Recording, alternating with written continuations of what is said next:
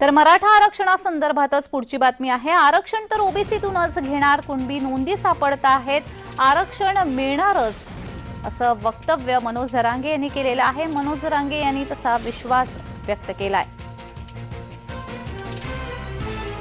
आपल्याला आरक्षण 100% मिळते, त्याच्यात काळजी करायचं कारण नाही।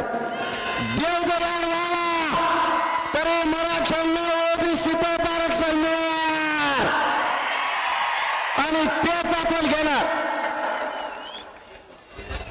आपल्या नोंदी सापडल्यात, मागास आयोग असेल किंवा वेगवेगळ्या समित्या असतील, त्यांना सगळ्यांना या बाबतीमध्ये बारकाईनं मागं जे सुप्रीम कोर्टात आणि एकदा हायकोर्टात टिकले नाही तसं न होता ते टिकेल आणि ते कायद्याच्या नियमाच्या चौकटीमध्ये बसेल आणि ते देत असताना इतर ज्या घटकांना आरक्षण दिलं आहे त्यांना कुठलाही धक्का लागणार नाही, अशा प्रकारचे काम सरकारचं चाललेलं आहे।